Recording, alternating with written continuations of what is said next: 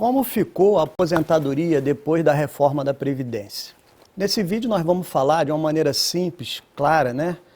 De uma maneira fácil, como ficou. E nós vamos dar um enfoque somente na iniciativa privada. Nós não vamos estar falando aqui de professores, aposentadoria especial. Vamos falar para o povão, né? A grande maioria de pessoas, né, que trabalha, que se aposenta, aquele basicão, né? Então, para que a gente possa continuar, nós vamos fazer aquela propaganda, né? Eu sou o doutor Antônio Teixeira.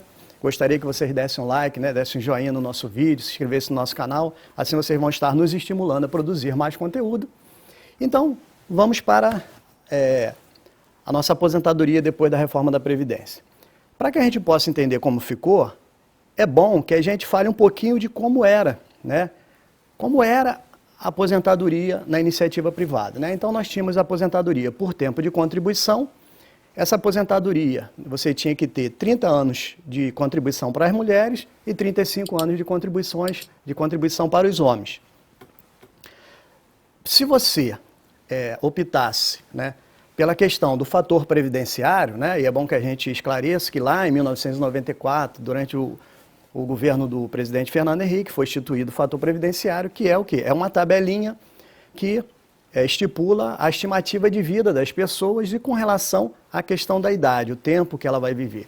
Se você se aposentasse por contribuição, você teria a incidência do fator previdenciário. E aí como é que é feito? Se faz aqueles cálculos, né, que atualmente era as maiores, 80% das maiores contribuição, e aí você pegava esse valor que chegava apurado pela média dos salários de contribuição e aplicava o fator previdenciário com relação à sua idade. Então, o fator previdenciário, ele nada mais é do que um redutor.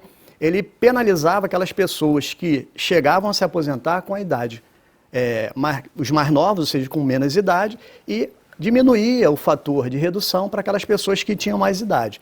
Mas também tinha uma outra modalidade, que é que as pessoas que quisessem não ter essa perda, não sofrer essa incidência do fator previdenciário, elas podiam optar por uma regra que foi colocada no governo Dilma, que era 85-95, né, que começou em 2017, onde a soma do tempo de contribuição mais a idade, no caso das mulheres, teria que somar 85.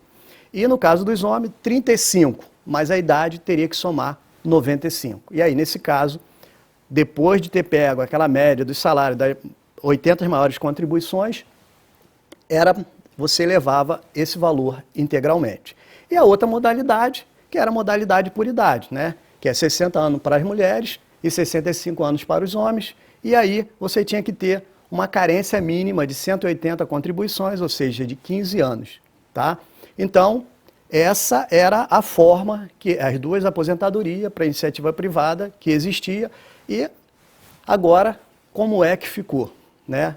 Depois que o governo Bolsonaro, ele entrou com a reforma da Previdência, e agora já foi inclusive promulgado, né, nesse momento que nós estamos gravando, já foi promulgado a reforma, e foi-se extinto aquela aposentadoria por contribuição, não existe mais. Aí agora a gente tem que fazer um parágrafo aqui, fazer uma paradinha, né, para poder explicar.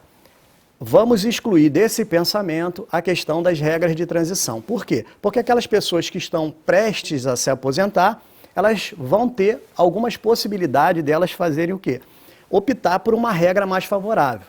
Então, nós temos vídeos no canal a respeito, falando somente sobre regra de transição, nós vamos deixar nos cards aí. Então, vocês vão poder acessar esse vídeo e saber direitinho quais são as regras de transição e qual é a melhor para você estar se enquadrando. Quem não se enquadra nas regras de transição, e aí a gente volta, né? Houve a extinção da aposentadoria por tempo de contribuição, passando a valer só a aposentadoria por idade. E aí tem a questão da carência, né? A questão da carência é muito importante. Por quê? Porque a carência mínima para as mulheres é de 15 anos, ou seja, se não tiver 15 anos, não vai poder se aposentar por idade. No caso dos homens, teve uma nuance, né? Então, para aqueles homens que estão dentro do sistema, ou seja, já estão inscritos, vai valer os 15 anos, no caso da aposentadoria por idade. E quem entrar depois da promulgação, vai valer 20 anos. Então, os homens que já estão no regime, que já estão inscritos, 15 anos. Os que entrarem depois da promulgação, 20 anos.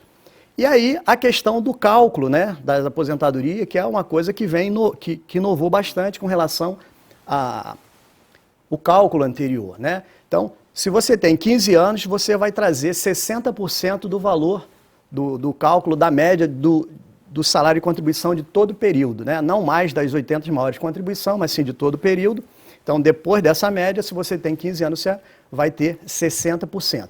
E aí, a cada ano que exceder os 15 anos, você vai ter mais 2% por cada ano, né? Então, se você estiver contribuindo 20 anos, para os 15, 60, depois mais 5 vezes 2, mais 10. Então, você vai ter 60 mais 10. Né? Então, você vai ter 70% daquela média de contribuição. Então, quanto menos tempo você contribuir, menos vai ser o valor que você vai receber.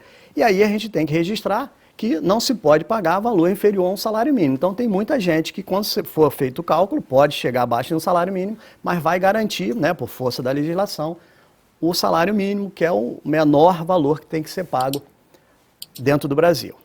E para finalizar, nós vamos estar aqui chamando para participar da nossa entrevista aqui, a dona Maria de Lourdes, que é também uma pessoa, né, que está dentro do contexto do nosso assunto, que a gente fala sobre aposentadoria. Nós sabemos que a dona Maria de Lourdes é aposentada, né? E eu gostaria de saber, dona Maria de Lourdes, o trabalhador no Brasil, ele depois que se aposenta, ele pode parar de trabalhar? Ele pode viver só com a aposentadoria? Eu acho que não. O nosso custo de vida é muito alto.